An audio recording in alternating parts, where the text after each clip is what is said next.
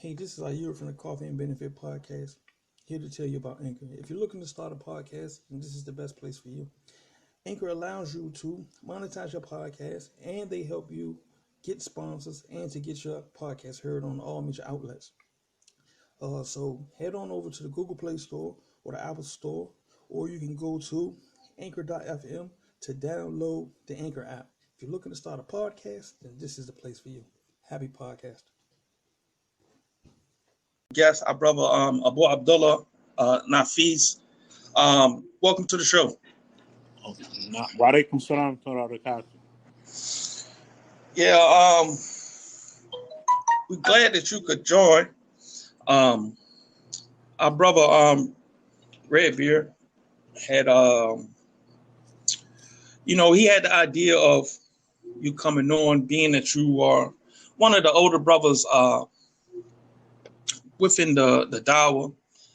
You've had opportunities to sit and study with Sheikh Mukbil and some of the Mashaykh of Yemen, and also just being around and seeing some of the Dawah in this country go from one phase to the next.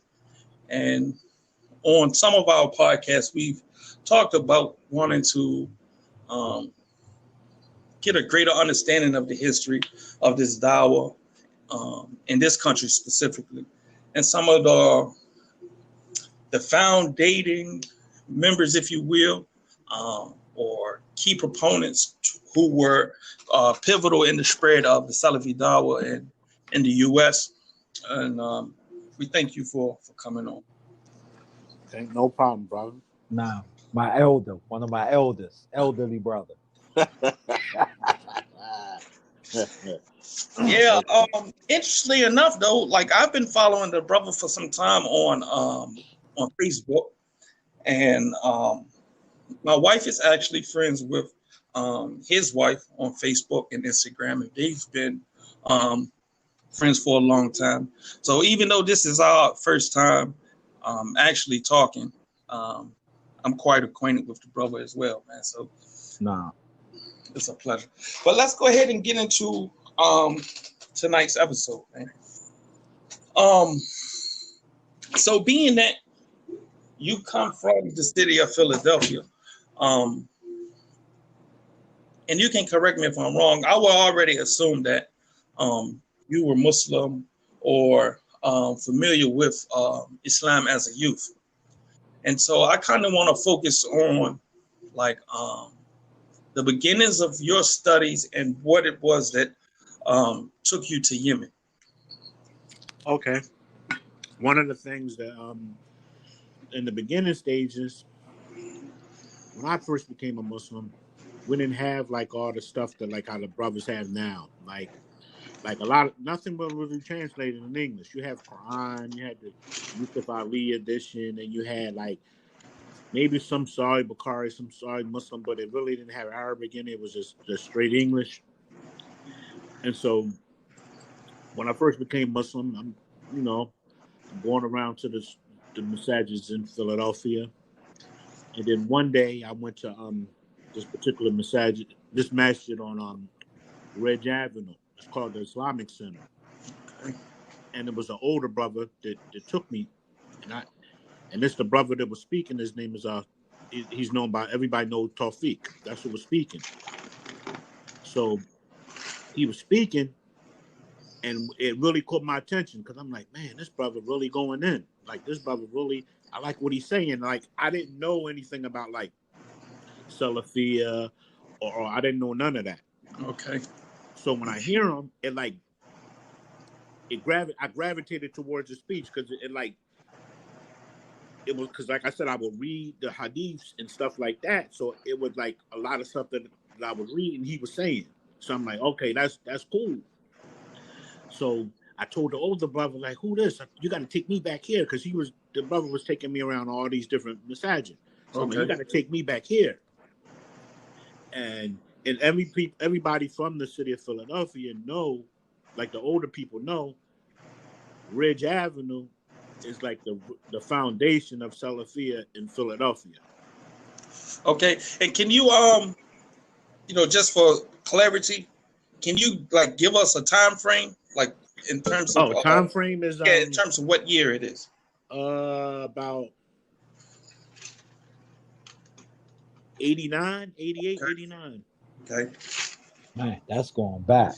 Yeah, yeah, and I like that. That's good. That's But this is before, 1989. like, what I'm talking about, Germantown wasn't even thought of yet. Okay. Wow. Because Germantown didn't open up to about 95. Okay. Okay. So these brothers was already calling the people to the correct Aqidah, the correct Manhaj. And that particular time, even when Germantown first opened, at that particular time in Philadelphia, it really wasn't safe for Salafis. Okay. Because you had brothers at certain masjids that disagreed with the Dawah, and they were letting it known, and it was like a lot of times there was some physicality came into play. All right. Because it was, the Dawah was rejected by a lot of the people at first because they thought it was something new. When they heard, what's this Salafi stuff? This is a new sect. You know, some people ignorantly were saying, I'm only Quran and Sunnah, I ain't with no new sect, because they didn't really know anything about Salafiyah. Right. So in this particular time, you start seeing in Islamic, and let me describe it to you. It's a small, like, storefront masjid. It's small, but you start seeing it on Yom Jumu'ah, and the Salah start getting crowded and more crowded. More people started gravitating to it, and so the founders of the Dawah, the Salafiyah, is the ones that started going up to like Germantown when Germantown opened. Okay. Because when Germantown folks opened, it wasn't the administration was not Salafi. The people that attended the masjid were Salafi, but the administration wasn't. Okay. You have brothers like Abu Muhammad Jamaica and Tawfiq, these, and Abdul Hafiz. These were the brothers that they called the people to which that was correct. And then when the people we had all questions, these the brothers that we will go to. These are like the true elders of the city of Philadelphia. No. I was just about to ask that who was some of the da'is and tulab that was calling to Salafia around that time in that area. So alhamdulillah, you answered the question before I can ask it. But now, Yeah, so during that time, it's a lot of incidents where the administration was fighting against Salafis, and the people that was just straight against the Dawah were coming up to the masjid and was saying, was causing problems and fitna. And so a lot of and that's the whole purpose for the why they have the original Dawah Center was up the street where it's not now. The original Dawah Center was up the street. The whole purpose was for the Dawah Center that they had, because you couldn't have Salafi classes in the masjid in Germantown, because that imam, the imam that was then, will always not like it, and would always break up the classes, or you just couldn't have any classes if it was somebody that was Salafi teaching.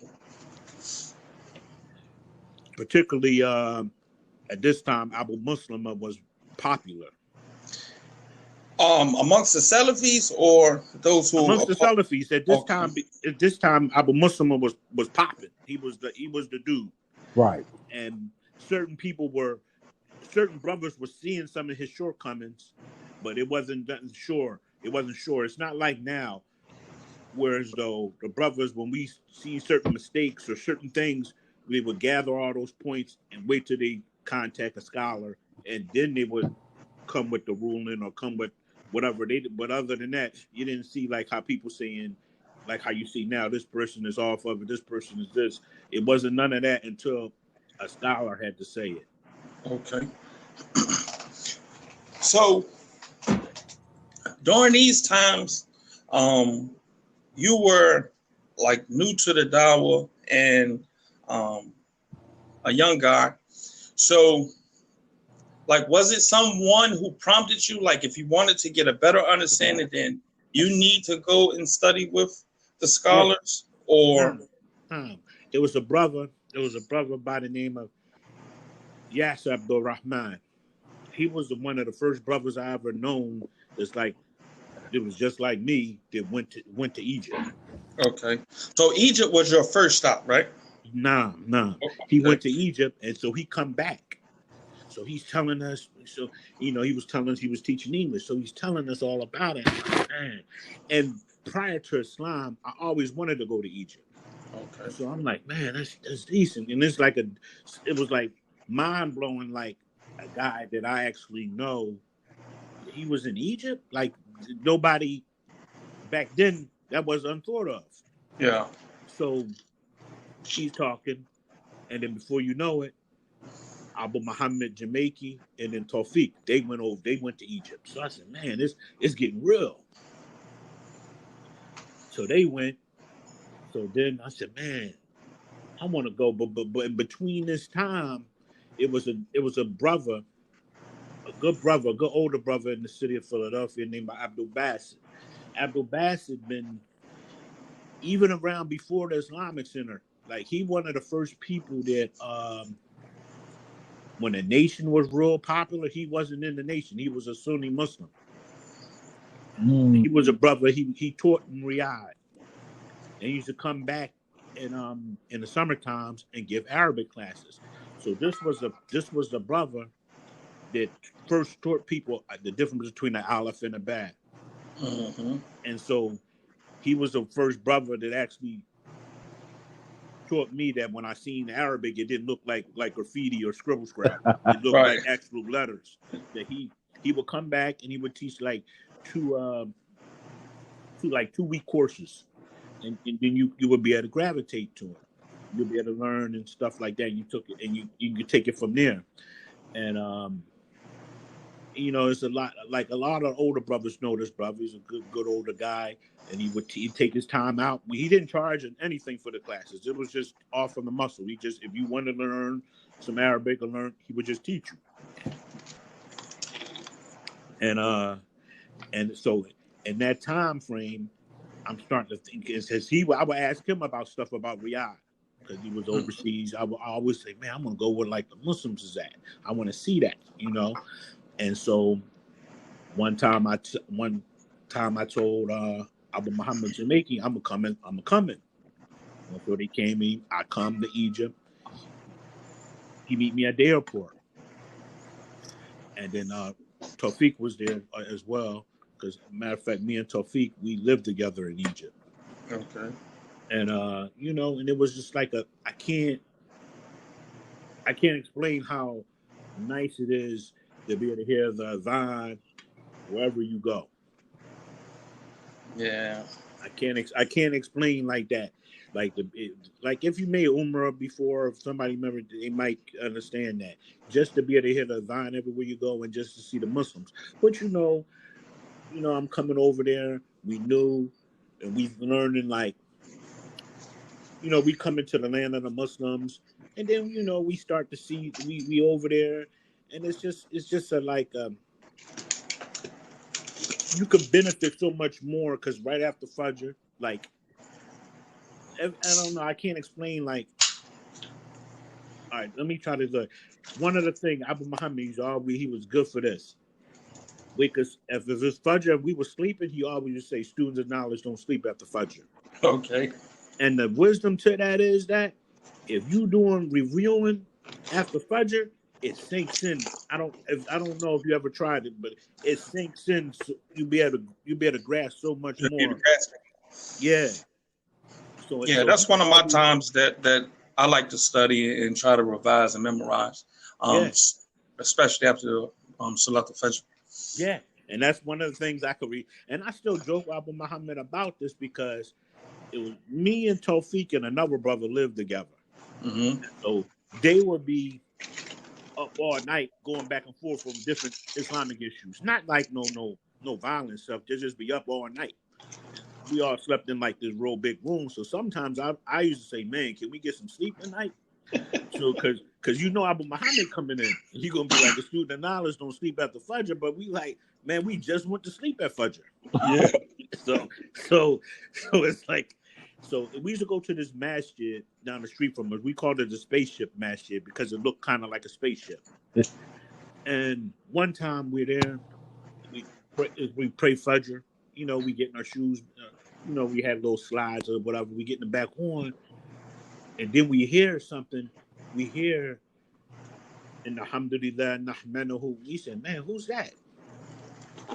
Alhamdulillah, it was Muhammad Abana, Rahimullah. Okay. And he was the most. He's actually was the most knowledgeable one than his brother. Just alive today. So we met him, and you know we got to get the chance to talk to the sheikh and sheikh. And this is one of the things where, what I'm getting ready to say now, is that it will dispel all the stuff that people say to spread false stuff about the scholars. First thing he asked us was, "Where are you from?" We told him. He said, "How's the Salafis there?" Right. So he asked, like people say they don't ask about that. That's the first thing he asked. How's the Salafis? You know, and he was, man, and then he was like, "Yeah, you from America?" And like they would be like astonished sometimes, and like, man, it's hard to practice in America. Yeah. And the sheikh would joke with us. He would like say little English words when he would see it, because after the first time we seen him, we would see him a couple times more, because he would like vacation in Egypt when he was, you know, in the summertime. So we would see him, and the sheikh, alhamdulillah, the sheikh was old when we seen him. When the sheikh was real old, we was like amazed that he could pray without no chair or nothing. Yeah.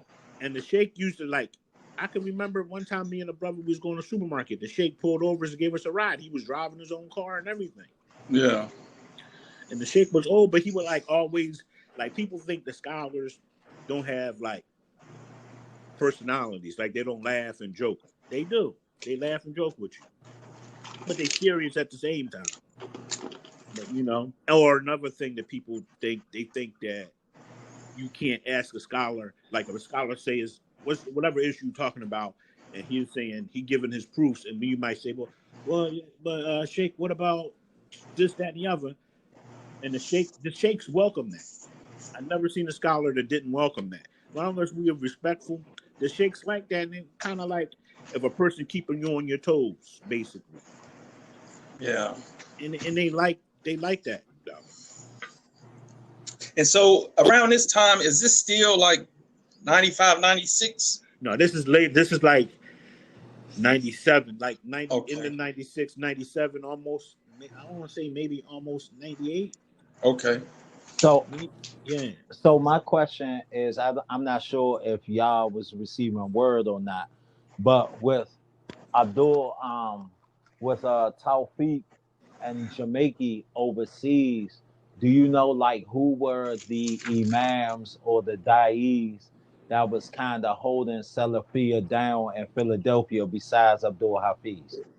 Or was it? That was Afriki. Okay, Marshall. Was this when Afriki? And he was at Germantown around that time? Yeah, because we have I could tell you an incident. We had a thing where they mistakenly, this is why, this is one of the reasons why I love Afriki. Besides him, he's just a good, very good brother. Besides that, this is another reason. He had made a mistake. They had mistakenly banned a brother from the masjid. And when he found out the correct position on it, because Sheikh Mukbil was asked the question, and when he found out the correct position on it, he said, listen, he got in front of the people first. He got in front of the people, said, I'm wrong. I was corrected by the only man that you can't ban anybody from the masjid in America. Right.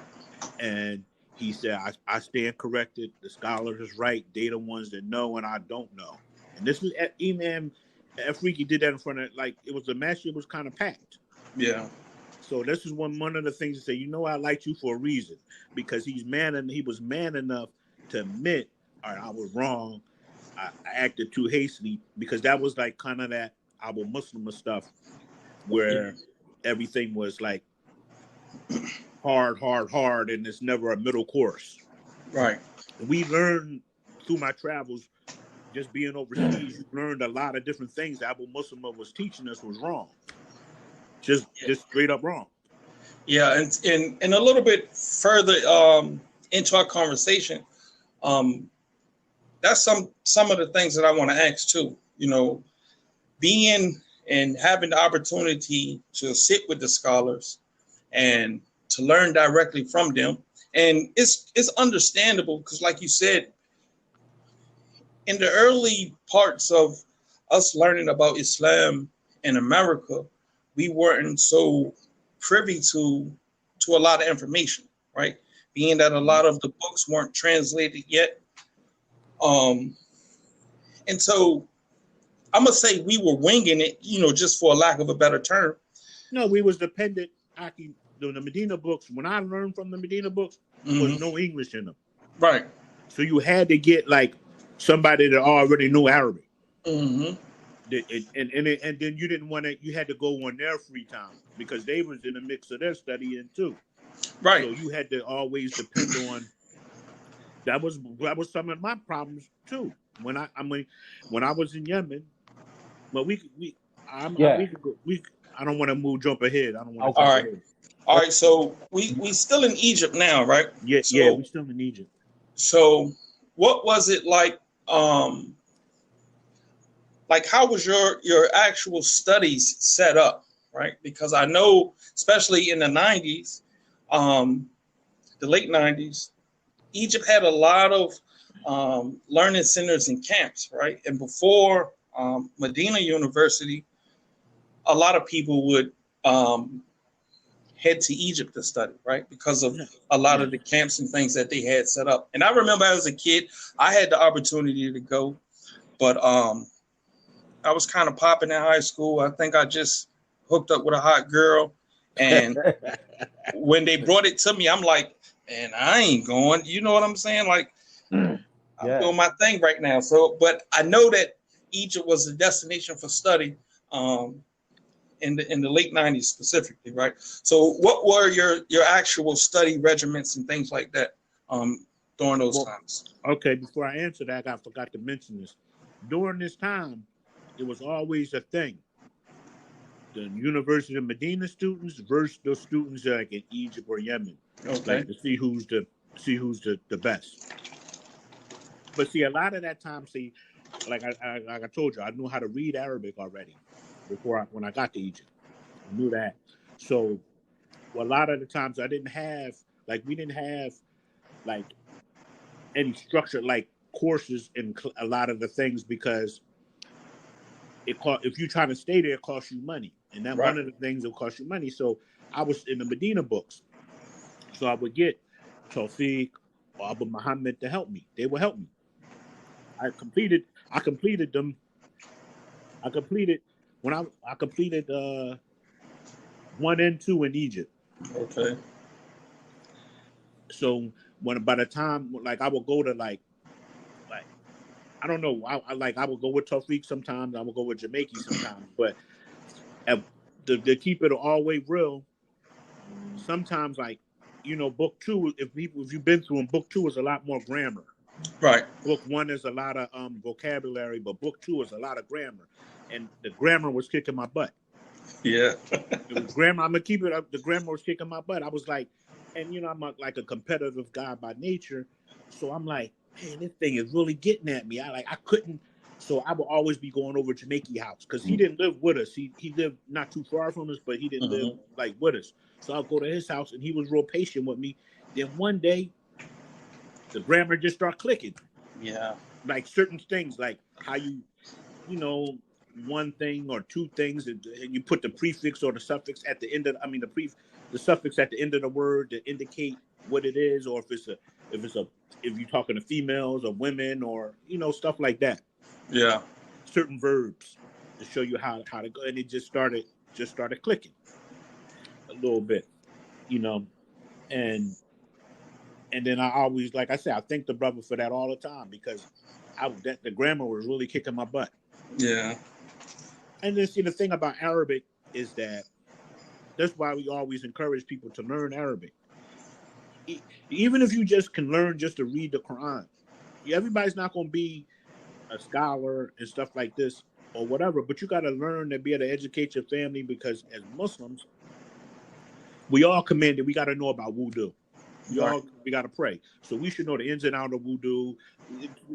So we got to know, get the information, that the correct information is in Arabic. Right. Not saying English books aren't correct. None of that. They are. They just a guideline for us, but they're not to, like I was talking to the brother the other day about this, that, like Sahih Bukhari is 5 volumes in Arabic. Mm-hmm. And they don't give you the full chain of narration in English. Like when we read hadiths in English, they just give you like the last two people. Yeah. But they don't give you the whole, like in Arabic, you'll see hadathana. They don't give you that. And they don't give you all that. So that's just like one example. How it's important to learn the Arabic, because the Arabic will take you to a further place, and then you won't be dependent on anybody. Yeah, and that's one of the things that, unfortunately. Wait, before I say that, you won't be dependent on no other teacher, like a student, but you should be, not to say we don't need the scholars. You'll be right. Yeah. Okay, I just want to make sure. I don't want nobody to say I said. No, but that's an important point that you make, and unfortunate for a lot of us in this country, we are so codependent on translators and English books, to the point where you don't put the emphasis that's needed. Like you said, if it's just learning the Quran, to read the Quran. And you have to admit, man, if a person has been Muslim 5, 10, 15 years and they can't read the Quran, right? The Quran, everything in Islam is based on 2 sources, which is the Quran and the authentic Sunnah, right? Yeah. And if a person can't sit down and read the Quran, even if they stumbling through it, because we know that in terms of reading the Quran, even if a person stumbles through it, that they still are receiving barakah for each and every letter that they Exactly. pronounce. But how I was taught? What's that? I was taught that English books make you lazy. That's what Jamaica and Tawfiq and them used to always say, that if you're trying to study and you're trying to be a person of knowledge, I mean, not a person of knowledge, but a student, Yeah. English book, you got to get rid of that mentality. English books make you lazy because you're going to cheat, because that's your native language. Yeah. Nah. Because when I was in the Sijin, it was a brother who we was with, who that's how he learned Arabic. Like he literally just started buying Arabic books. Yep. He just jumped straight in, and he approached it with the mentality of sink or swim. I mean, that's the approach that you gotta have. Because listen, I'm gonna tell you something, man. I done seen brothers. I'm gonna give you something in terms of, like I told you this before, but on the terms of knowledge. Like you seen Sheikh Mukbil Bodyguard was like he memorized Lulu Marjan. Mm-hmm. That's all the hadiths is in Bukhari and Muslim that's agreed upon. That's just the bodyguard. Yeah. The Sheikh Bodyguard wasn't considered a person of knowledge, but to us, in our eyes, that would be. Right. Because it's 12-year-old kids that memorize Bukhari after they memorize Quran, and they 12. Yeah. Yeah. And I had a friend of mine, and I told the brother this before. I had a friend of mine. He had the pleasure of meeting Sheikh Albani, rahimahullah. He traveled to Jordan when the Sheikh was still alive, and this was a person that and this brother was from the Islamic Center. This is a person that we thought that knew Arabic. Mm-hmm. The Sheikh met him. When he met the Sheikh told him, learn Arabic and don't use the fact that you're not an Arab as an excuse, because I'm not an Arab. This is what the Sheikh told him. Yeah. And so for all the people to say about the Arabic and learning Arabic, how important it is, because if anybody have an opportunity to go to the classes of any of the Sheikh, any of the shuyukh, you're not going to be able to understand them because you're going to have to burden someone else Yeah. to help you, and then you're kind of stopping them from benefiting because they're trying to benefit too. Then they got to spoon feed you and learn at the same time. Yeah. But because I want to get back to the story because I'm well, not the story, but your account, because it's fascinating.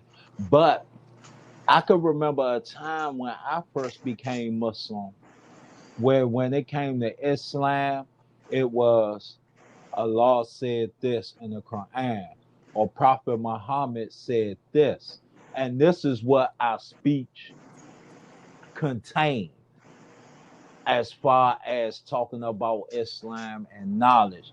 And then it became Allah said this, the Prophet said this, and the scholar said this scholar said this scholar said that. Because it was a time where we didn't have access on who the scholars were, whether they was rightly guided or falsely guided. And then Correct. and then it went from that to, well, which is today, where this student says this student says that. So it seems like as time move forward, where there's so many, and the only word I could think about is intercessors. It's almost now we have intercessors that stand between us and what the law said and what his messenger said. The people don't really speak in hadith no more. The people will quickly tell you what Imam so and so said, or this student of knowledge, or that da'i. Even when it comes to posting lectures or things like that, you don't really see the ulama, the speech connected to the ulama, or you don't see people really posting recitation of the Quran or in-depth studies of hadith, as opposed to now everything is predicated on what student you follow, what this student said, all the way to the point now where there's no dalil which connects the authenticity of what the student said or not. That's like you said, Al Jamaica, I'm not Al Jamaica, but Al Afriki. They had a man who was banned from the masjid. He communicated with the scholar, and you know that the scholar speaks with proofs and evidences. And Al Afriki came back and said, I was wrong. The scholars know, I don't know. But now, in this kind of climate, a person can get kicked out the masjid and no one questions, where did you get this from? Is this permissible for us to do? This is Baytullah. I mean, This is what I'm gonna tell you. Well, then we can get to that, but we'll get to.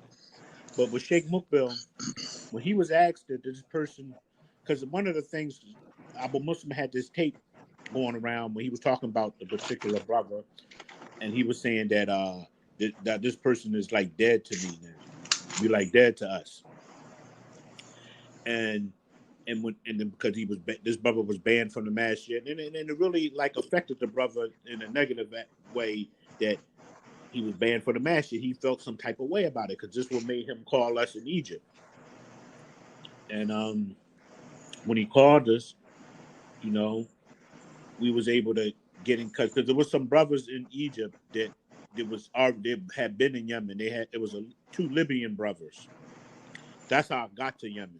It was but Sheikh Mukbil, when we got to Yemen ourselves, we asked the Sheikh about this, and the Sheikh looked on it. He asked about 4 times. An imam said this, because the Sheikh couldn't believe an imam in America. He banned you from, like, that's how, like, the Sheikh was confused. But the thing about it, the Sheikh said, whoever made this ruling need to be hit in the head with an iron pole. That's exactly what he said. The Sheikh couldn't believe that imam made that thing. And that's what the problem with that is, that because he told us that when America, only thing you can do is tell the people to fear Allah, because there's no hudud over here. So you can only tell the people to fear Allah. What people are using nowadays is a ruling is from Sheikh Uthaymeen, right? Hmm. But in that ruling that he's using, that he issued, it's not saying if it's specific to America. It's just saying masjids in general. If Hmm. someone is causing a fitna or teaching something is wrong, you have the ability to get them out the masjid. But everybody knows that. No, I shouldn't say everybody, but most people know that the smallest detail can change a ruling. Meaning, Yeah. the masjid in America could change that whole ruling of that one thing. So it's from what we know, when we specifically asked Sheikh Mukbil to his face about can a person get banned out the masjid in America, he said no. Yeah. He said no, by no means, and he said that whoever made the ruling should get hit in the head with an iron pole. And again, that just goes to the importance of learning the language, right? Because then when you start to get into certain usul, you understand the difference between wa khas, right? Because some rulings are general, some rulings are specific, and that's important, especially when you're looking at fatwa, right? Because if a question is asked that might seem general, right? If you're asking, for example, about Muslims in a Muslim land, right? So automatically there's a system that's running there, right? Versus in a non-Muslim society where certain systems aren't in play, right? Because in the Muslim land, the Sultan has the authority to come and remove these people. Whereas in a Muslim land, you don't have any authority over the next person whatsoever, right? Yeah, So you're absolutely right. Even the imams of these masjids in America don't have any authority, because if the government want to come there and say y'all, we shutting y'all down, there's they nothing got to that shut us it down, Muslims can do. There's nothing. You're absolutely right. right? And so these things become important when we're understanding these things, man. So um, again, it just goes back to the importance of learning that language, man, because like you also pointed out, when you learn the language, it allows you to go further in terms of actually learning your religion. And the more that you learn of it, the more practical it becomes along the way.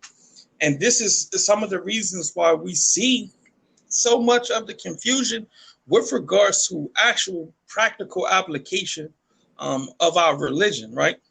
The day Because in we and the day become a out, lazy people. We right? become a lazy people. That one of the main things that Sheikh Mukbil said that really stuck to me.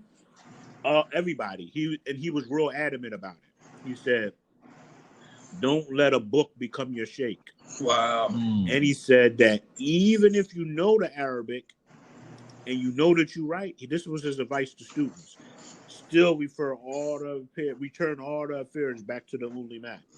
Now, And this is what's not happening. This is what's not happening now, because nope. most of us, like you just said, most of us have somebody ask a scholar a general ruling, but then we'll specifically try to apply that general ruling to a specific person. And Yeah, most people don't understand the difference between when a scholar is refuting a mistake or if a scholar is refuting an individual. yeah, Because scholars, when they refute individuals, they usually say their name. yeah, And they'll tell the people, I advise you no one to take from them until they rectify their affairs. And they yeah, don't never say like how we act like now, like the door is closed and you're just done forever. No, the yeah, scholars tell the people, don't take from him until he rectifies his affair. The case in point was Abu Muslima. yeah, When Sheikh Rabia approached him about the stuff that he was saying about the Saudis being racist and all that stuff that he was saying about this over there. The Sheikh asked him, did you say this? Even though the Sheikh already knew he said it, mm-hmm, just to give him a way out. Because he could have said, nah, I'm Sheikh, I said, I apologize, I'm sorry, I'll retract, but he didn't do that. right, He lied, and the Sheikh called him a liar. Because yeah, the Sheikh played this tape. The Sheikh played the tape. He had somebody play the tape with him saying it, And the Sheikh called him a liar. This was during Umrah. He ran into Abu Muslim during Umrah time. And this was kind of like the end of Abu Muslim right there. All right, so because I kind of want to get to Yemen. So you said that it was a brother who was like the catalyst of you getting to Yemen. So how did that play out? Well, in Egypt, it was the two Libyan brothers. We used to see them at the masjid all the time, and they would like help people. They could speak English too. Okay. They would help people like because it was other brothers. It was British brothers over there. It was like other brothers too, besides us. And so they would help people like with the Arabic too. And like it was like they would help us. And then one day they was like, because we asked them about where'd y'all go, where'd you study at, and they were saying Yemen. And one of the things was that he's like, if you go there, they're going to question you in the airport. Mm-hmm. One of the things that maybe I should say this first too, that whenever like when you American and you overseas abroad studying or doing that stuff like that, don't speak no Arabic. Be American as you can. Because that's what gets you out of like jams, and that'll help you. Yeah. So all the brothers that going abroad, if you have to, because sometimes police stop you. Yeah. So you got to be like American with like a apple pie in your pocket kind of American. You got to be like that kind of American when you dealing with them like that, because they got a lot of questions for you and all this and all that. Because, a lot of crazy stuff that go on over there. So they got to be, like, extra, like, security. So you got to be, like, very American. Yeah. So he told us that. He said, listen, but I already known that from being in Egypt. So because I know, like, it's a couple times, like, of the brothers where we stayed at, like, if you had to go down to the embassies or whatever, that's downtown in Cairo. So you go down there, sometimes the police might, what you doing down, so you got to know how to be American as possible. Mm-hmm. So, a question before you hop on the airplane. And when you was leaving Egypt, was there any other Americans there? Yeah, or was it still just like you, Taufik and Jamaica? yeah, it's other brothers. It was other brothers there, but a lot of people wouldn't know them. But yeah, it was brothers there. Okay. Remember, I said it was a brother that lived with me and Taufik. Okay. Mashallah. Yeah, it's a couple of brothers. But so when I started talking to them, I was like, man, I think I want to go, because I was already cool. I was like already cool with a brother that was in Yemen already. And I knew he was in Yemen, so I was already cool with him. So I'm like, you know what? I want to go. So I told the brothers to set it up. And so they set it up, and he's like, listen, when you go, they're going to ask you questions in the airport, and they you just can't act like you know Sheikh Mukbil. So I took a brother with me. He's a well-known brother, Hamza Abdul-Razak. Okay. Because he had came to Egypt while we was there, but he was only there for like maybe a week or two. Okay. Because he went to Alexandria. He went to the wrong airport. So we picked him up. He stayed with us, and then we was like right out. So, Hamza, he was like, I'm not lying. Like when we get to there, he's not following the advice. He's not lying. I'm like, Hamza, man, you don't know how stuff work over here. I'm like, look, if you want to get there, you gotta lie. Right. You're not gonna get there. So I said, matter of fact, you be quiet, I'll lie. And so when we get there, they sure enough they stop us. Where your brother's coming from? I'm like, listen, I'm telling them, no, we knew shahadas. We look at our passports. We coming from Egypt. We trying to find out how the Muslims live in Muslim land. So it's a hadith from Muhammad sallallahu alaihi wasallam said, faith is Yemeni and Yemeni is faith. That's in Bukhari. So I said, I told them that. And once I told them that, it was like, Fadl, They was like, Fadl, you. That means like, go ahead, you cool, you can come through. Yeah. So I'm telling Hamza, just keep your cool, don't say nothing. So, but we was both kind of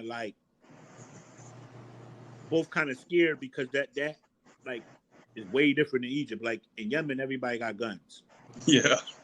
And like even from you could be, I don't care what hood you from in America, ain't nothing like Yemen.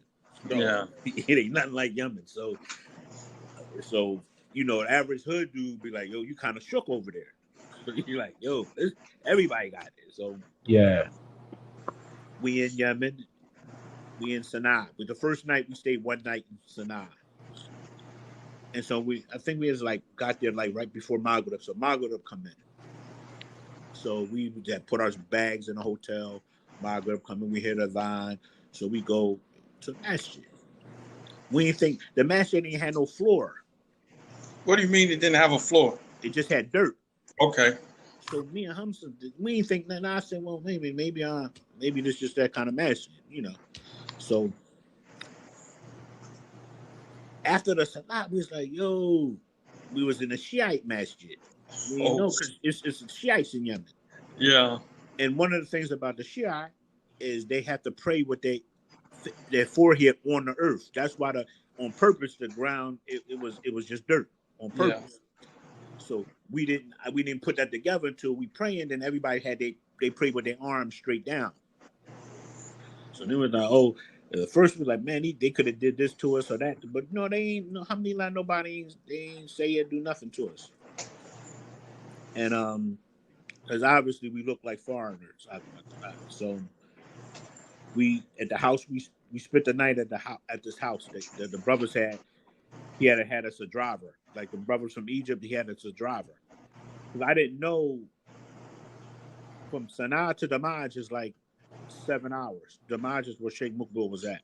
No. So it's like 7 hours. But the brother didn't tell me that. He just like, well, the brother gonna drive you there. It's not that far.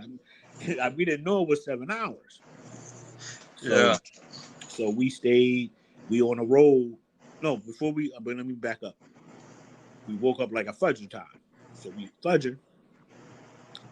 And we hear like, after they say Hayya ala salah, they say like Ali's name in the adhan. I forget the exact word and I forget but it's Ali's name in the adhan. Man, what's that? Then the brother with the house we stayed at, he had explained to us that's what the Shiites do. So we was like, oh, okay. Because I never heard it before. So we get in the car, we rolling. But now I'm starting to notice, like, and we've been on a road like 3 hours at this time. Mm-hmm. And when you going through, like, even when you landing in the airport in Sana'a, you're like, man, Yemen is real poor because it looked like real poor. Yeah. And Sana'a is the capital. So you're like, man, if the capital look bad, then this place got to really be poor. Yeah. So when we driving, we like in the middle of nowhere. It looked like desert and mountains. And the driver don't really know English. So I'm telling Hamza, like, yo, Hamza, man, be prepared, man. We might have to do something to do. Because he got us in the middle of, you know what I mean? Yeah. In the middle of nowhere. So Hamza, I said, Hamza, man, be on point. So we driving. And then this is where I didn't know they had a Jewish city in Yemen. And I never seen this before, but the Jewish women in this city look just like Muslims.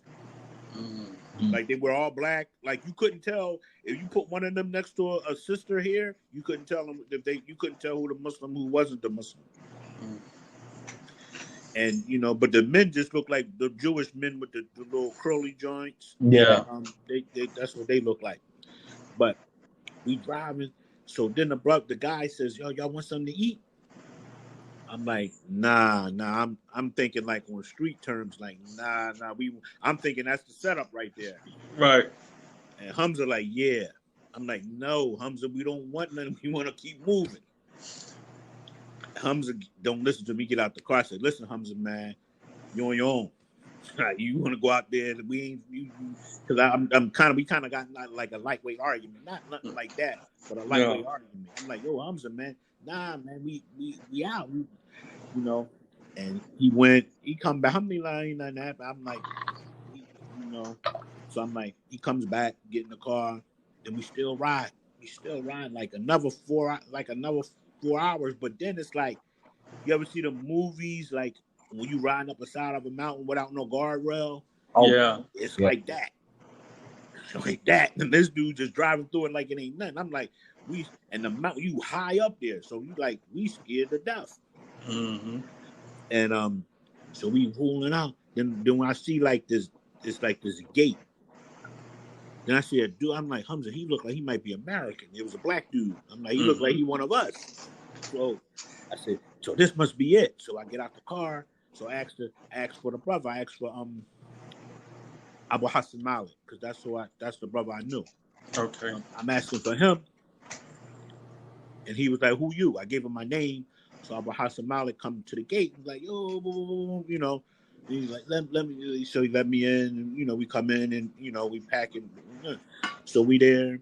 Alhamdulillah, like the second day, like the second or the third day, I think. No, the second day, I'm like, that's the sheikh right there. Because the first day, we got there kind of late. Mm-hmm.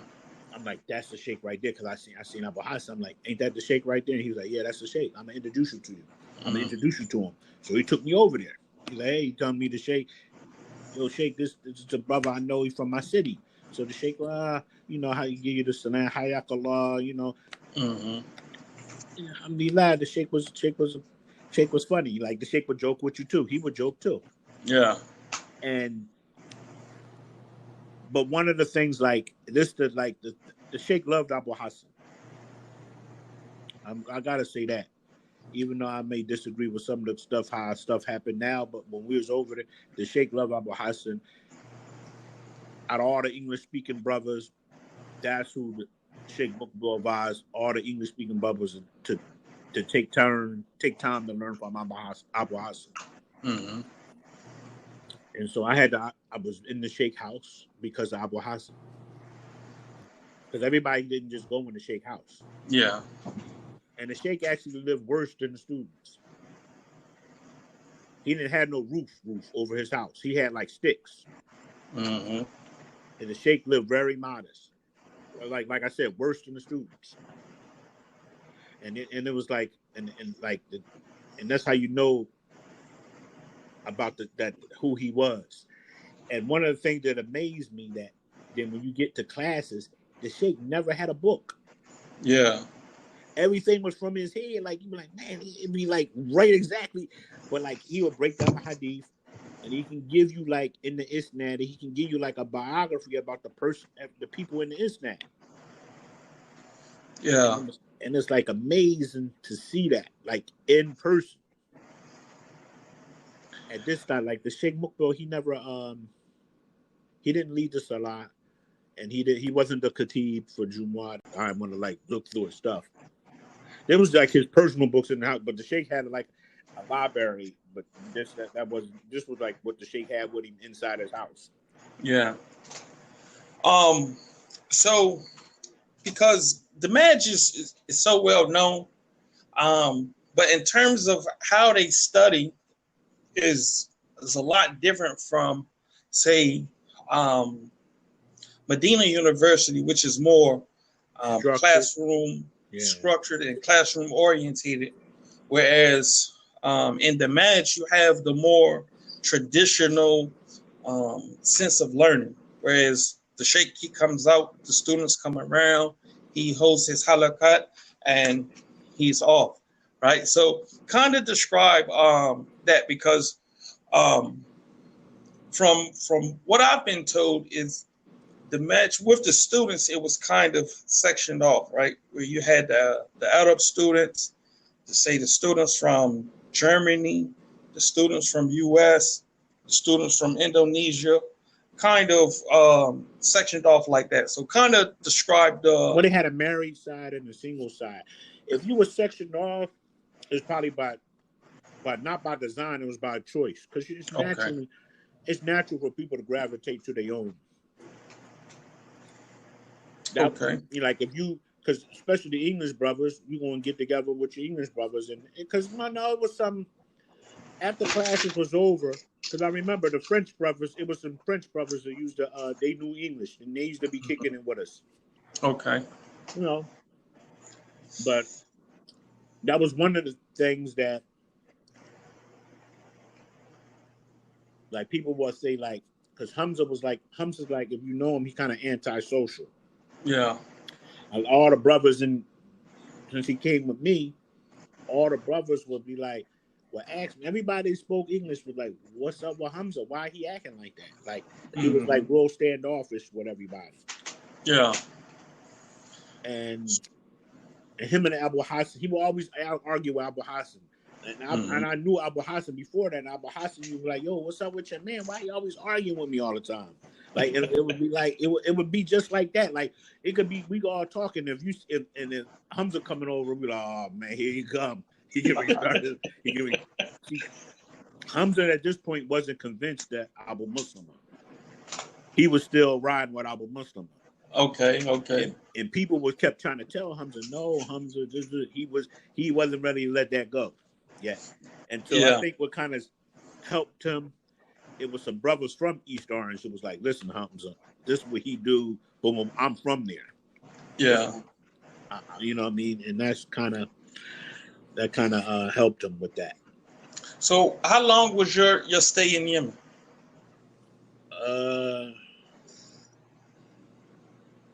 Not that long. I think maybe 6 months. 6 months. My mom was sick. So I left. That's why I left. I had to leave Yemen. It wasn't like on purpose. Yeah. Because this is kind of where I want to get to, and alhamdulillah, because we see a lot of the people that's there in Yemen with you are some of, if not majority of, the Dawah that we know in our country now, right? Mm-hmm. And so we know the Sheikh, he passed away, I believe, in 2000, right? Either 2000 or 2001. All right, so we know that during these times we had 4 great imams of our times, the head of which was Sheikh Abdulaziz Ibn Baz, Sheikh Uthaymeen, Sheikh Al-Albani, and Sheikh Mukbil. And even though in this time, I'm not quite young, 21, 22-ish, and I didn't have a real sense of like what the Dawah was and like the mechanics and all of these things within the Dawah. But it's well known and established that after these 4 A'imma passed away, that the Dawah kind of shifted in terms of the students, right? Because when these was around, you had these 4 great imams that could kind of, and the people would readily, gather around these students, and they would look to them for guidance and reconciliation and so on and so forth. And so after they passed away, rahimahumullah, you kind of see this shift amongst the students, right? In the West, in the East, wherever it was, you've seen this shift. And so coming back to America and seeing the Dawah gain some traction in terms of people's acceptance of it, we also start to see a lot of splits. Because what I can remember in the early 90s, or the late 90s rather, early 2000s, is that the brothers in America, they used to deal with the shuyukh from Jordan a lot, and some of the shuyukh from Egypt. The likes of Muhammad Kursi. Yeah, Kursi. And some of those mashayikh from Jordan, whose name escaped me right now. Um, and so kind of describe that kind of transformation, right? Because early in the story, you mentioned how a lot of people were in opposition to the Dawah. And so around this time, you have the 2000s, those Mashiach, they pass away. And this country is starting to gain some traction, right? But underneath the surface, the people are kind of going different ways, right? And Yeah, this ends because up that's a coming good. out later. Yeah, I'm glad you brought that. That's a good question. That's the reason why you have Masjid Mukbil. Right. Masjid Mukbil was that one of the reasons because some people was feeling some kind of way about certain things, so they went and got another masjid, Mhm. which is needed because that particular area, especially where Masjid Mukbil is at, they need a masjid there. Yeah. Nah. And like you said, it was like, all right, Afriki was the imam right after Abu Muslima. No. Was Afriki or Abu Sama? No, Afriki did Abu Osama. Okay. So Afriki was the imam, and now people could like it was like even the way the masjid got handed over was wrong. Some of the Salafis still today don't want to like to admit that we can't be forceful with taking things. So kind of describe the incident, right? Because, and now mind you, I'm a outsider, right? Uh-huh. And just for our listeners, right? And this is why we kind of highlight Philadelphia specifically, right? Mm-hmm. So in terms of Islam in this country, um, Philadelphia's on the East Coast. Philadelphia, we'll say, in like Detroit, Midwest, whatever, we're kind of like the hubs where you have a lot of Muslims at, right? Mm-hmm. But Philadelphia has always been a hub for Muslims, especially African American Muslims, Mm-hmm. right? And so, quite naturally, you would have a lot of people to go overseas and to come back, right? And Mm-hmm. it's just been the trend that the students who studied overseas, when they come back, they tend to like cluster together, right? And Yeah. so a lot of the information is going to come from kind of like a central place. And this place just happens to be Philadelphia, right? So a lot of the happenings in the early days that took place in Philadelphia or in New Jersey had a way of trickling down or trickling out throughout the country with regards to the Salafists, right? And me and Redbeard talked about this before. How you have like this ashura amongst the different masajid and the different imams, right? Mm-hmm. Kind of come together on a position and then it spreads out, right?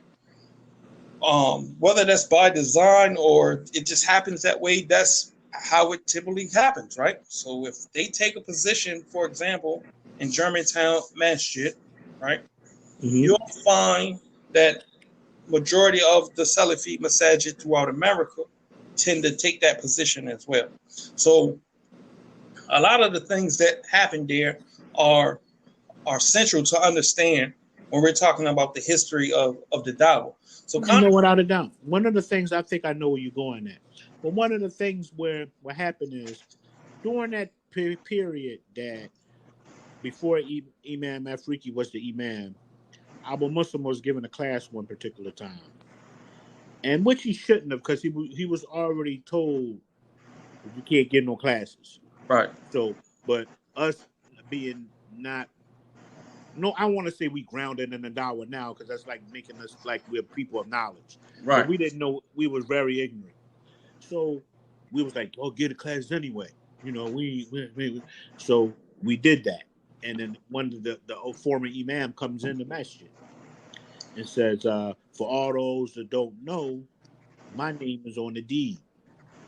So a brother, Rahim Allah Jabril, old head Jabril, he asked him. He said, "Well, is this the house of Allah or is this the house of you?"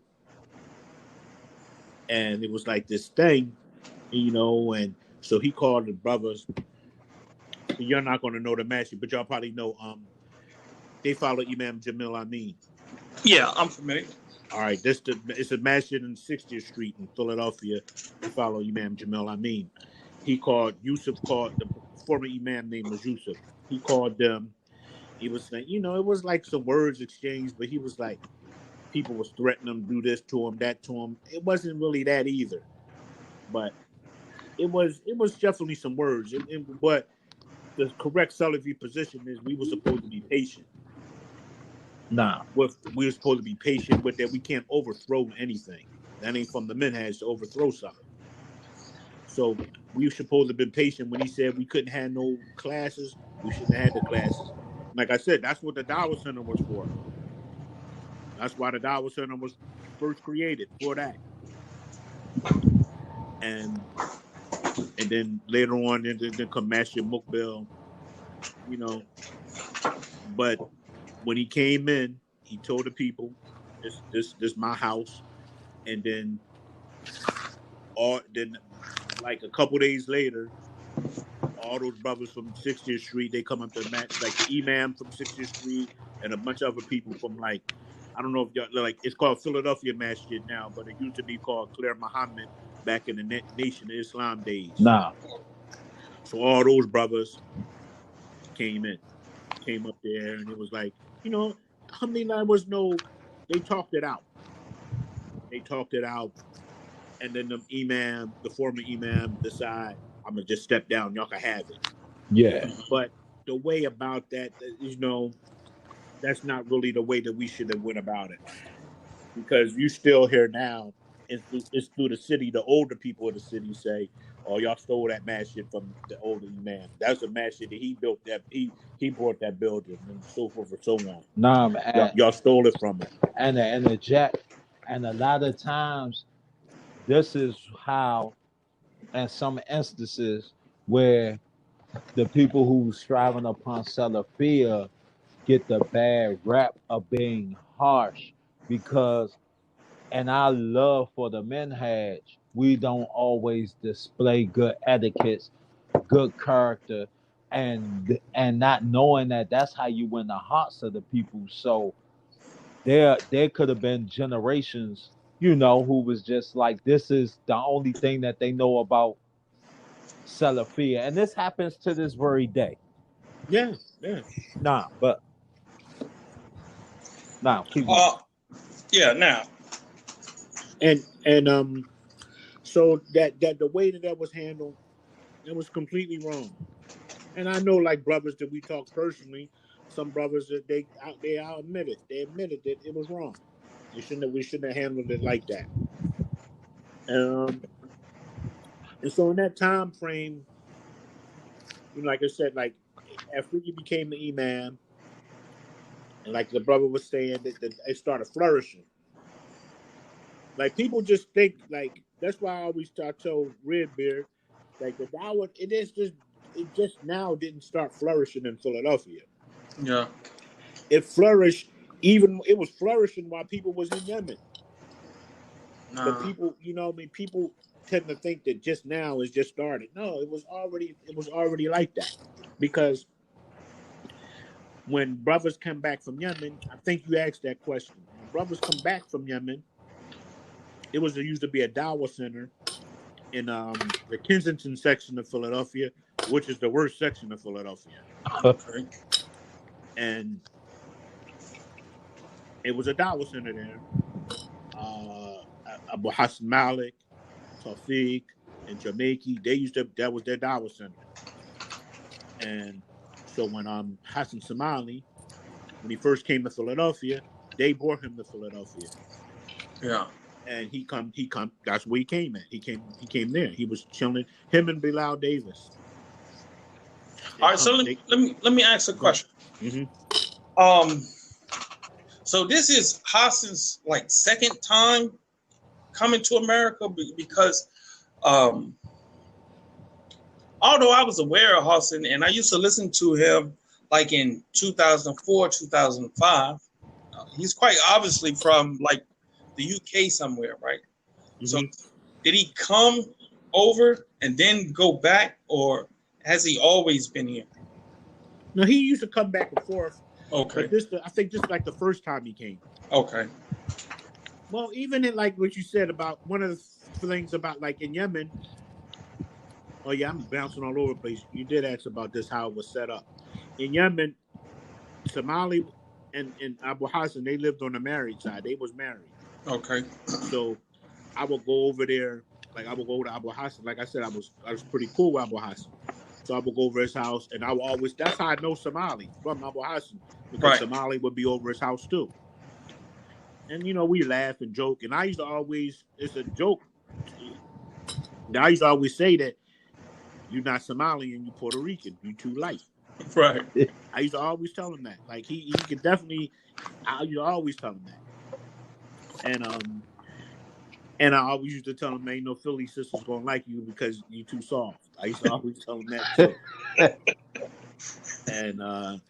And so that's like the joke. We used to, like, after studying, it was like on joke time. Like all the brothers from the cities would joke on each other. Yeah. That's what we used to do. And so I used to go over there a lot. And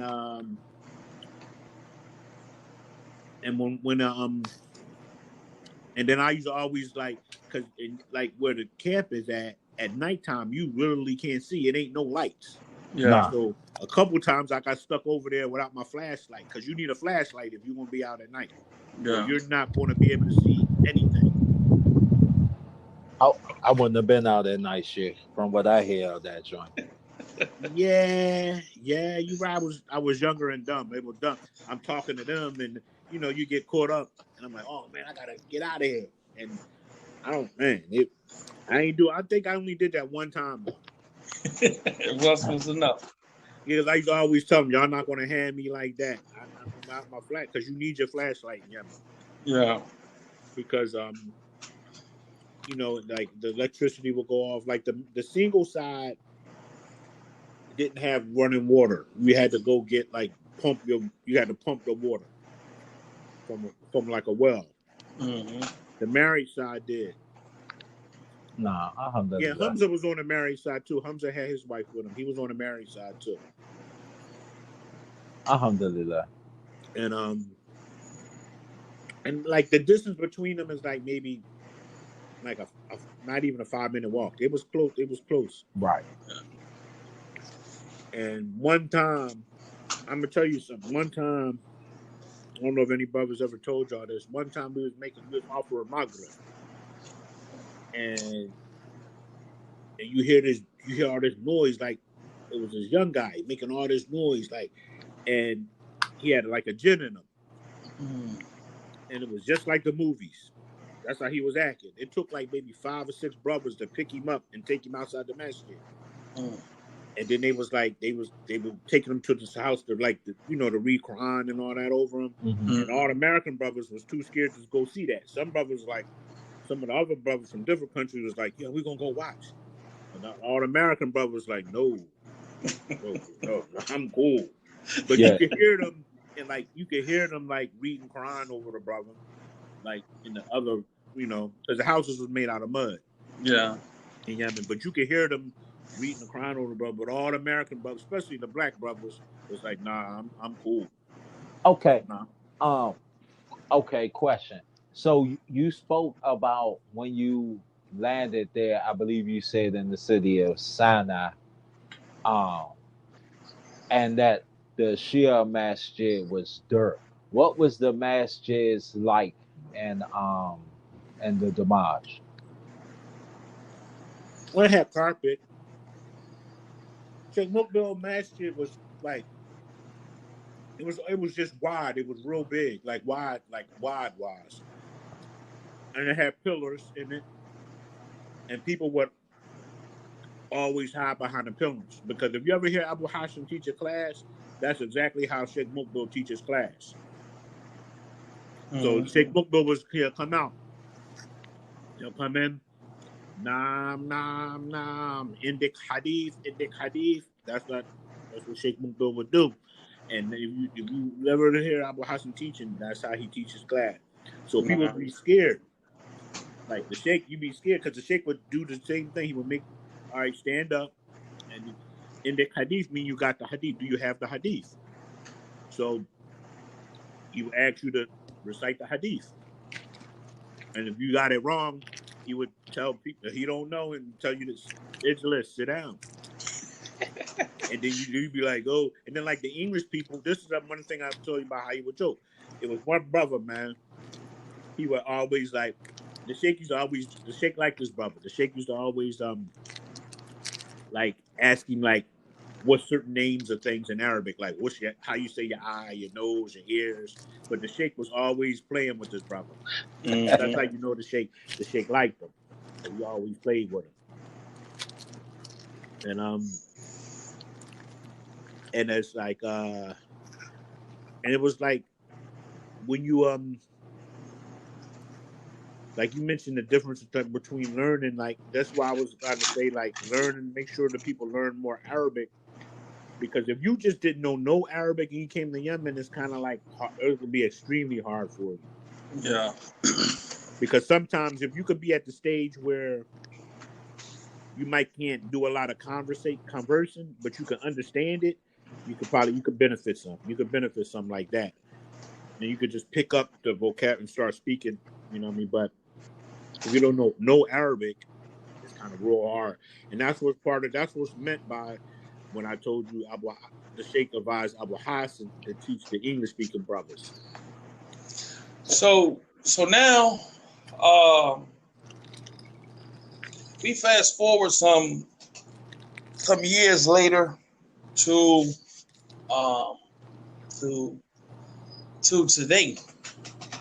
And like I mentioned, a lot of the brothers that were there in Yemen with you, in Egypt with you, are some of the well-known Dawah, right? So you mentioned like Al-Friki, Al-Jamaiqi, Hamza Abdul Razak, Abu Hassan, Hassan Somali. And we see that they're some of the players in terms of calling to the Dawah to Salafiyya presently, right? So let's look at how the Dawah from, we'll say, like 2000 to 2003, because the Dawah has gone through a lot of metamorphosis since then, right? We all agree that in terms of the popularity or the mainstream of it here, to the point now where if you're not Salafi, you're looked at as like, bro, why not? And before, you know, they view Salafiyya as being something new or foreign or a sector, what have you. And now, although the Dawah is still growing and is accepted as mainstream, you had a lot of shifts within in the Dawah, right? In terms of people splitting off and establishing their own masajid or own markaz and things like that. So from those early days to now, like, what is your view or perception of the Dawah? Strong points and weak points. The strongest point that I can come think of is that you need a proof for everything. Mm-hmm. No matter who you are. You got to have proof. Like, and it was, of course, done with respect, but you always had to have proof. If you introduce something or somebody says something, people weren't scared to say, Aki, where you get that from? Can you enlighten me? Can you direct me to some proof from Quran and the Sunnah? Nah. That's the biggest thing. Like I spoke with Redbeard about the biggest difference between Salafiyya in the 90s and the early 2000s and now. In the 90s and the early 2000s, it was all about Allah said, His Messenger said. Yeah. Now, it's not that. But the people say it's that, but it's really not that. Now it's about who you align yourself with. Meaning, if you're before people ask you anything else about before we used to determine somebody's Salafiyah, you would ask simple questions like, "But did the Prophet Muhammad sallallahu set the precedence of where's the law and stuff like that?" Those are Right. questions that we would ask people. We ask minhaj questions, akida questions. Now they want to say, "What's your thoughts on Salafi publications?" Right. And this is not. This is one of the things that crept into the dawah. This is incorrect Yeah. because the dawah didn't start, nor will it stop with any publishing company. And this is one of the things. Another thing I'm going to tell you what Sheikh Muklo said. He advised the people to stay away from dawah groups. He said dawah groups lead to Hizbiyah. Yeah, and see, because that's kind of, what I want to get at without trying to be like controversial or salacious in any kind of way, but history is important, right? Yeah, without a doubt. Without a doubt. And so that's kind of where I want to kind of get a viewpoint from. It's like, when did it become that, right? Because as you mentioned, and me and Red Bear had this conversation, we've been witnesses to this personally. It was that point in time where it was, where's your proof? What does Quran and the Sunnah say, right? Mm-hmm. And although we understand the levels that the scholars hold in Islam, right? But they reached this status by holding on to those two things. Allah said, the messenger said, right? This what actually proves their level of scholarship. And so how do we get from a place where we're trying to understand Qala Allah, Qala Rasul, Faham Sahaba? We got to this place now. It's like you say, what do you say about Maktab Fulan? Or what is your position with Fulan? Or you listen to Sheikh Mohammed bin Hadi, Methalan, like this. And this is I'm glad you said that. And it's caused us this disarray, right?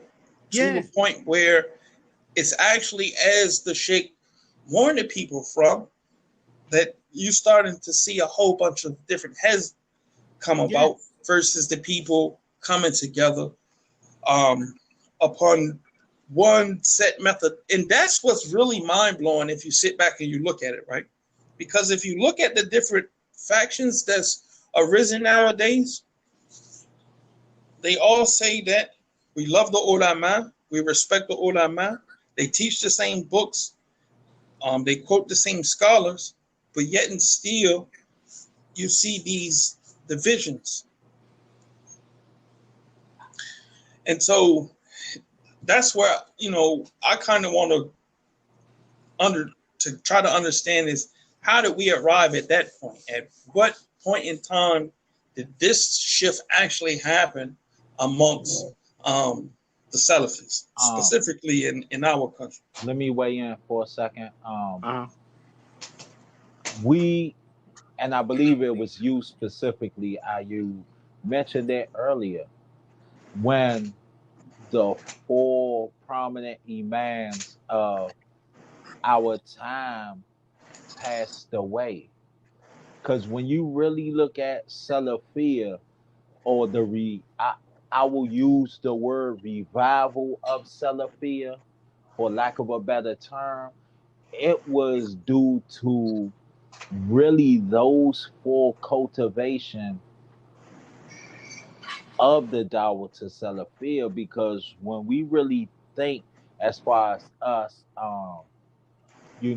40s, 35 and up, but specifically 40 and up, we learned Salafiyah, especially for the English speaking students.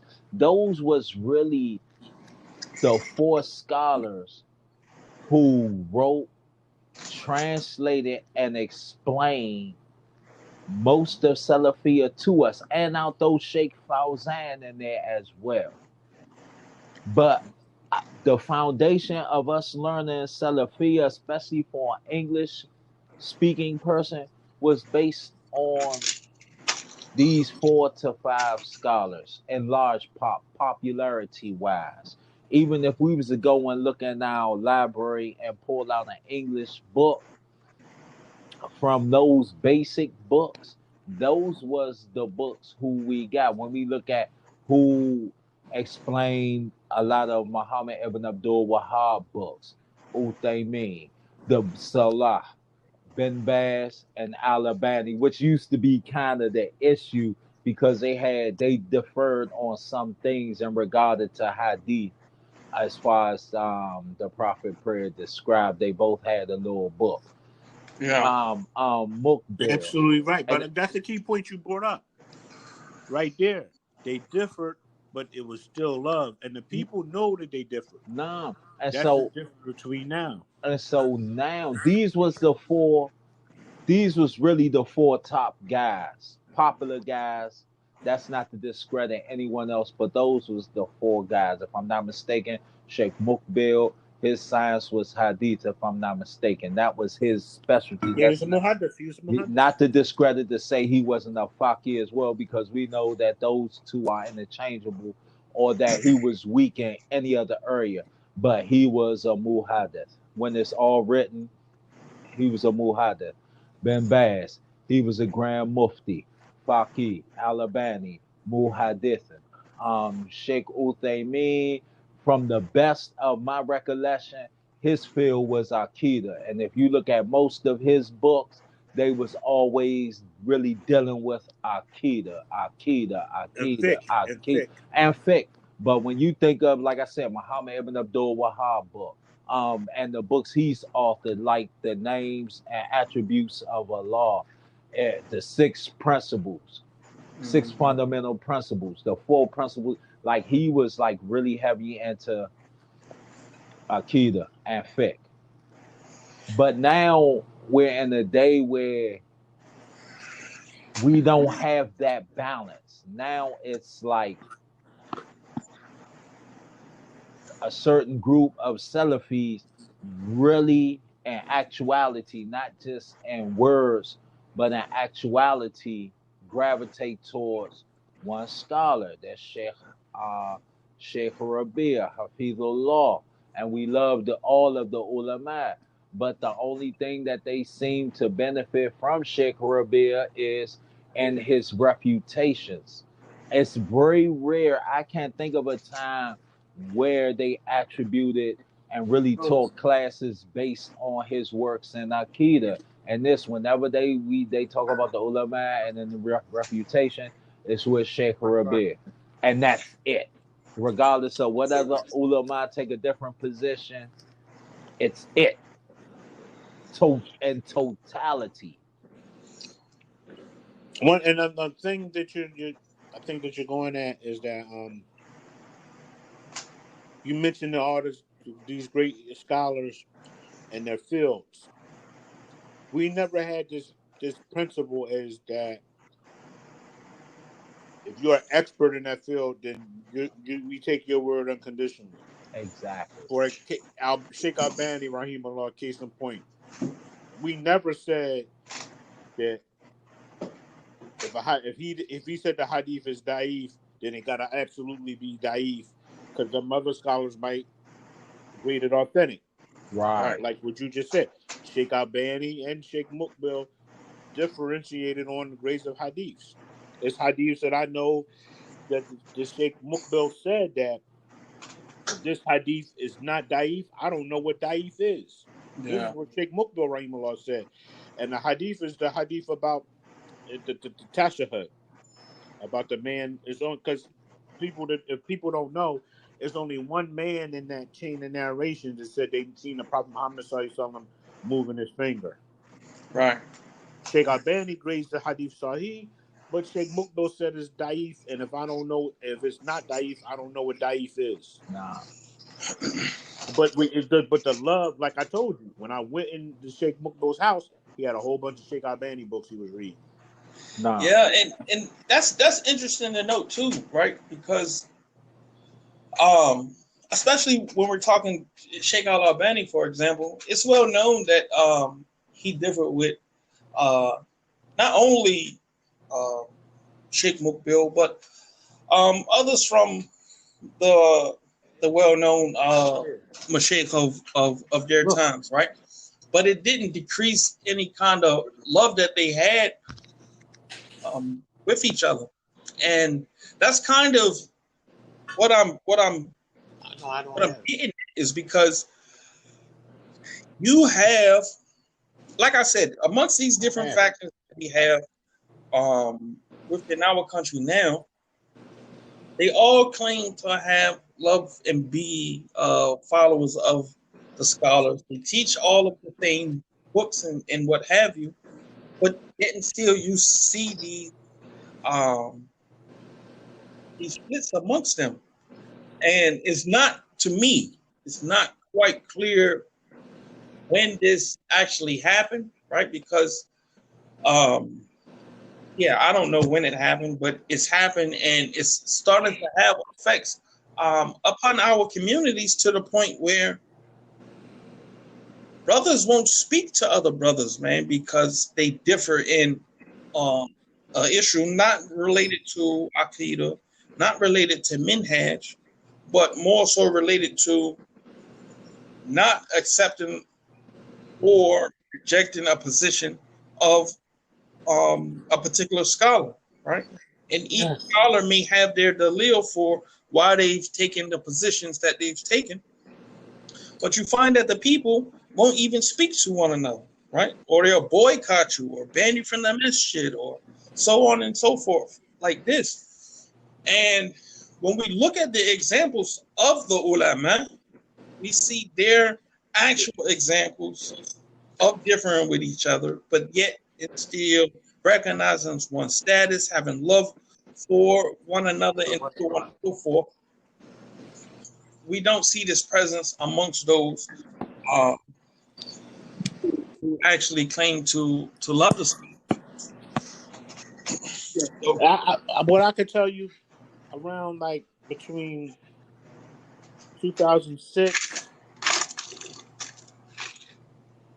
that's when the stuff started. That's when the first stuff. That's when the stuff started creeping in. yeah. And when you ask me like when it first started, Uh-huh. and to the present, 2006. And can you like point to an example? Was it because let me see, 2006? No, around these times, if I ain't mistaken,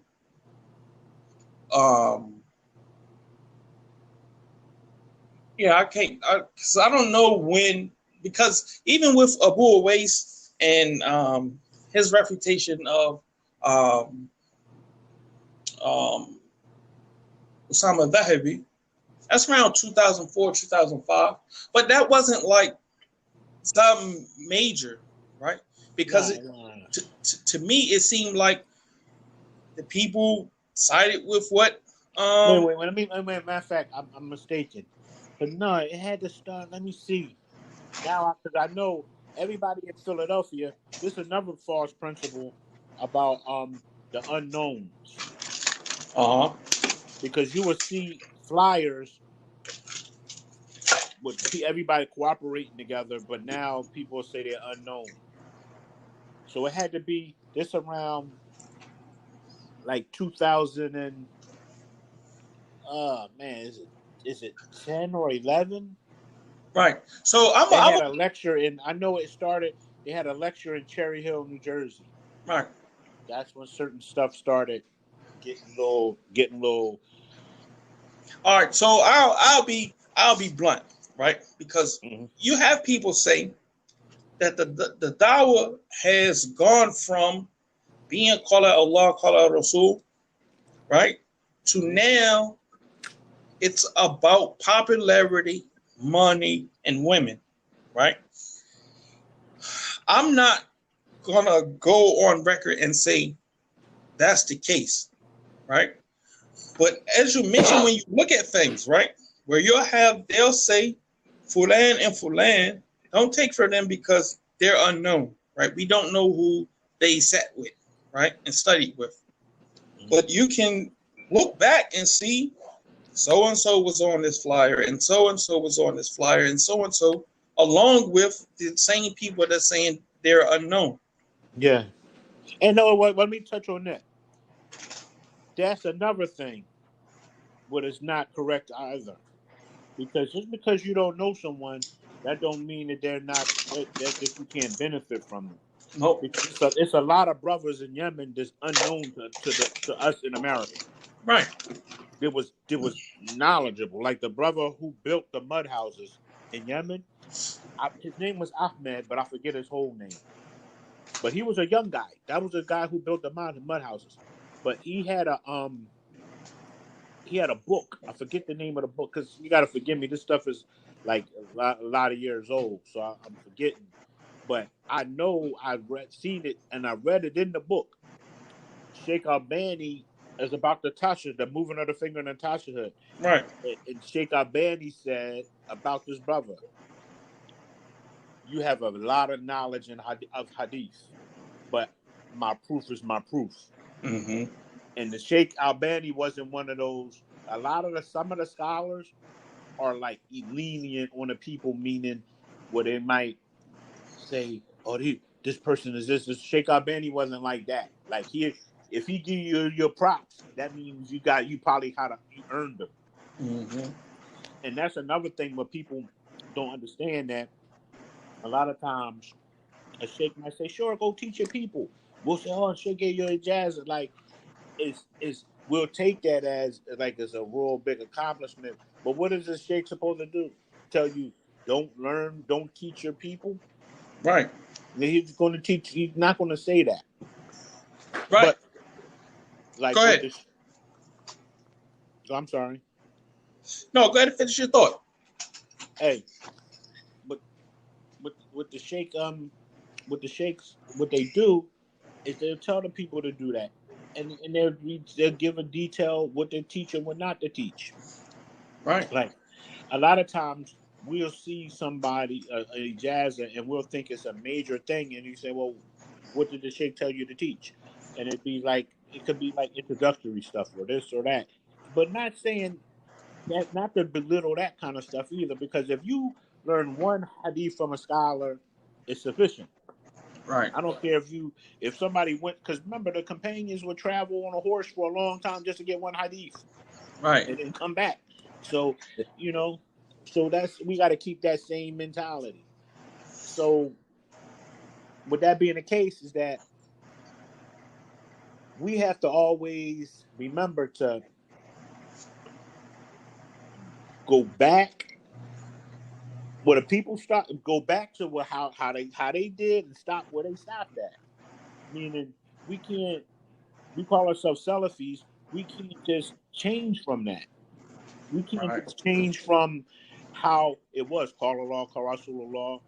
We can't change from that. We allowed ourselves, and a lot of us know better, but brothers nowadays are scared to get a label on them. Like, "Oh, well, now you shot out, or you this, you that." Now we're scared of that. We don't want to be the brother, or that because they worrying about, "Damn, I ain't gonna be able to get married no more in the community because they're gonna say, now he a deviant or this." And that's what this atmosphere has created. It created disunity amongst the Muslims. It created distrust. It created and stagnation, because we're so busy memorizing refutations, we're not memorizing anything else. And I want to say, man, I do believe that's a valid point, right? Because you have to think about this. You have to look at the tree and the fruits that the tree produces. And we talk about how the Dawah has flourished, right? And it's not something that's recent. But yet and still, when we look at the produce that these fruits have have produced, we don't see the advancement of the Salafis from that standpoint. And what I mean is this. If I'm a student of knowledge and my wife is ignorant of the basics of Islam, right? Not only have I failed myself, but I failed my family as well, right? Because what it is that I know, then my family should know as well, right? My wife doesn't necessarily have to be on the same level that I'm on, but she definitely has to know, or she will know, a lot of the stuff that I know, like by default. And so when we look at the communities, here it is 2020. And then, okay, let's look at what's being taught at the next conference, right? We're still learning Qawaid Arba, right? And not to say that that's not an important book and that the people don't need to understand the basics in in-depth studies of shirk. But at the same time, you never seen them teach Nuqbat al-Fiqh, right? Never. Right? And this is the introductory to the sciences of hadith, right? Usul al-Tafsir. You seen them teach that? No. Right? I haven't. Like in terms of a conference, no, you haven't. Right? And so you're not seeing the actual progress because, listen, when you sat with Sheikh Mukbil or any of the mashayikh that you sat with, there was a progression, right? You went through this book so you could study this book. And after you studied that book, you studied this book. And this elevates your level and your understanding of Islam. And I said before, the more that you understand about your religion, the more practicality that you have in your religion. But you know what though, Ayub? Looking at the decades or generations of Salafis in America, one thing that was emphasis was placed on in yesteryears that's not today is knowledge. At one time, it was about what you knew, not how you looked, how big your bed was, who you hung around, who you was always with. It was how much you knew. For instance, when we was at and we get to chopping it up, eventually the conversation, what books you got up there? What books you got down there? That's exactly Aki. That's What you read? Think about this. So we had a guy on the pound with us, right? And shout out to the one brother who gave him like the ultimate nickname, which was endearing and funny at the same time. The fat white man. Yeah. When I tell you that people like, he was just a quirky guy, quirky white dude, like loved on feasibility, but the thing he brought to the table was what he knew. You wasn't going to go to him and talk about handball, basketball, even though he loved to talk about Lord Debbie's. Yeah. But he had the big books. the 1,000 page all Arabic, the big boy books where you had to really look for those types of books. But let me say this about the brother, and I don't mean to interrupt you, right? And may Allah bless his brother. Nah. And this is one of the things that I learned from him as well, right? He wouldn't read. I remember when he bought the book Nail Altar, right? Mm-hmm. He would not read that book until he completed the one that was before it. Right. And this is how he would do. He would buy the book as a motivation to complete the one previous, right? But he wouldn't go into it. And I remember times where him and I would be hanging out, and that's what he's saying. Like, man, I peeped in it, man. I can't wait to get into it, but he would not go into it until he completed the other one. And Right. so what he understood is that in order for me to understand this one, I have to understand this one, and it's going to give me knowledge that I need to traverse into this book. And, you know, this is kind of what I'm saying, right? As a community, we have to know these things. As the brother mentioned, we should know the ins and outs of voodoo, the solar, you know, business transactions, because a lot of us want to be in business. Like, so certain things that's important to us in terms of our day-to-day lives, we should know these things. Because we no longer place that emphasis and the importance of not just seeking elm, but inquiring elm. The people at one time, I could remember as a young buck spending a track with the older brothers who knew things. I would not open my mouth. I was afraid to expose how much I did not know. But You that's can what. Yeah, I'm gonna tell you something. You should never be like that, though. no, but what I'm saying is I was shy and I was ashamed, and because I understood the despicable nature of being ignorant. All right, I got You you. get what I'm saying? I did like I did. You know that old saying that no one knows you're a fool until you open your mouth. Yeah. And so people put that emphasis on. I you think about this, man. Whenever a person would leave and the next person would come up to be the imam, it wasn't based on popularity. It wasn't based on who was cool, who was, and because a person might come on the compound and after the evaluation period and getting, you know, word about, oh, this person is solid from other people, and you understand their knowledge and their hikmah, and that's what, like, not like we, this is what it was about.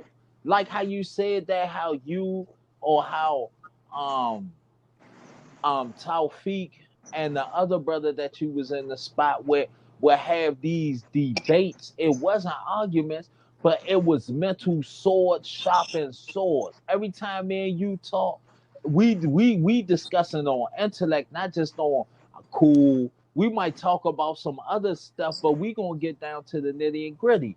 Me and not you, we might shoot the bobo a little bit, but we gonna get down to the nitty gritty. But we come from a generation where ignorance wasn't something that a person would proudly wear on their shirt.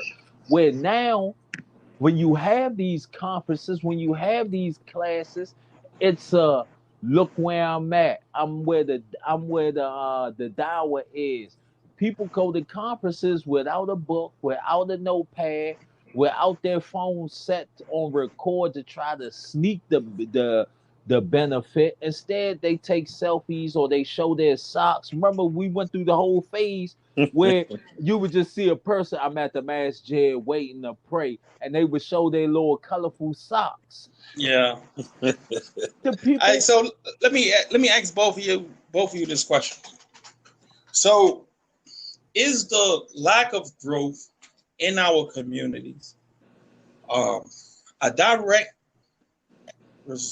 failing of those tulab, or do the community as a whole have to take responsibility?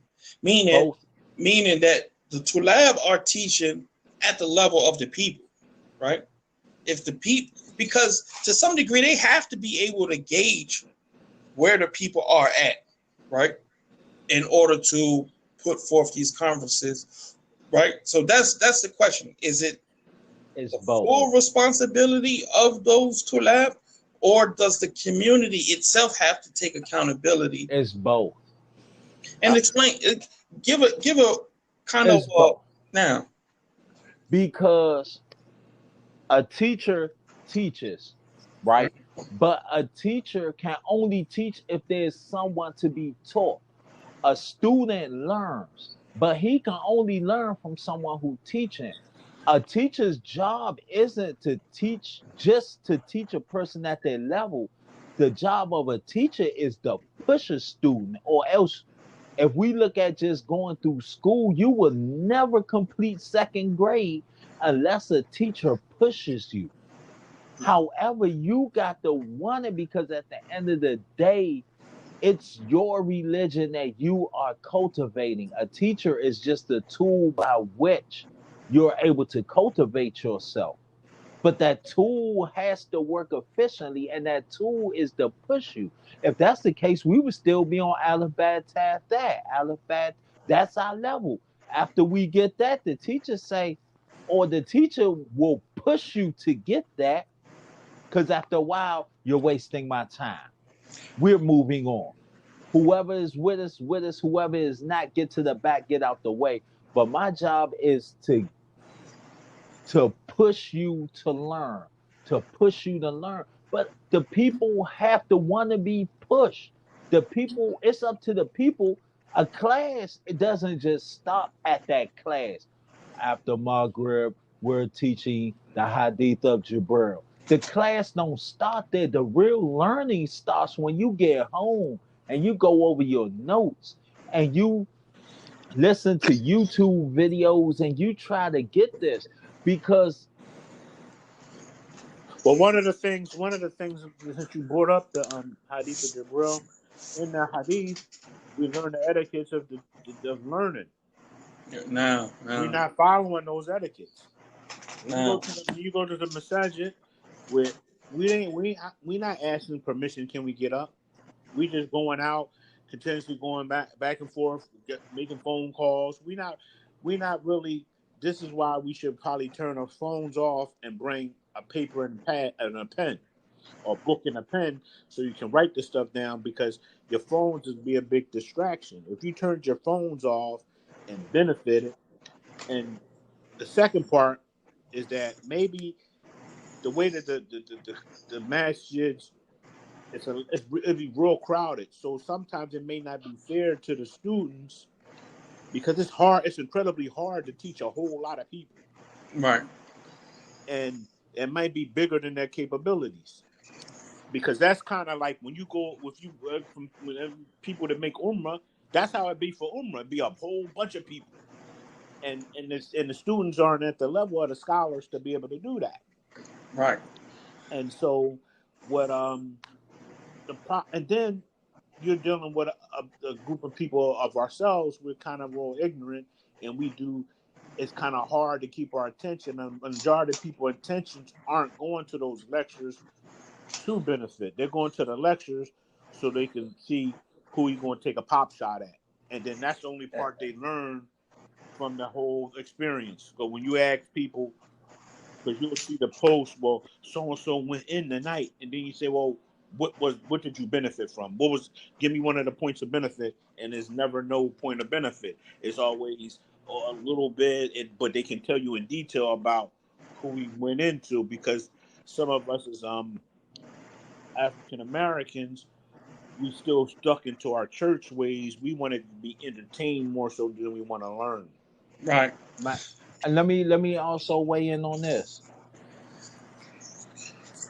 The hadith, where the messenger sallallahu alaihi wasallam mentioned that you will follow the previous nation, handspan by handspan, so much so that if they was to crawl down the lizard hole, you will follow them. We are starting to see a generation of Muslims, not everybody, but enough of us, to where as though we are like the Nasara, who are ignorant about their religion. Whereas though you will see the Salafi stomping hard, get into a debate with the Nation of Islam. The average member get defeated. A Christian get defeated. The Wolf Day Muhammad get defeated. Cause we rely, like the brother said, that books makes us lazy learner English books. So what do we say about Google? We don't Same, be yeah, you're right. You're right. The same thing. Yeah. so, and a large portion of us, we reek of Oud al Jahiliyyah. We still have the stench of Jahiliyyah. No, I'm being 100. We Oh, took it's just how you put that thing together, man. Listen, we went from idol worshiping these stars to personality worshiping. And the thing, we treat these lectures like they the black ball event. Brothers go up that joint trying to catch. Sisters go up there trying to catch. They trying to shop. Oh, he went in like they watching E True Life Hollywood Access or what's the Shade Room. They just want to get the tea. Yeah. I mean, it's like seriously, think about it. It was a time where the Salafi had so much substance, and when he opened his mouth, he was spitting hot fire. We used to have a game called Pop the Hop, and when you say something, we had all the little you shooting from the hip. Mm-hmm. Pita. Hold up, Bob. Where you get that from, Bob? I don't know, man. And like we was on, you could not just come to the table and say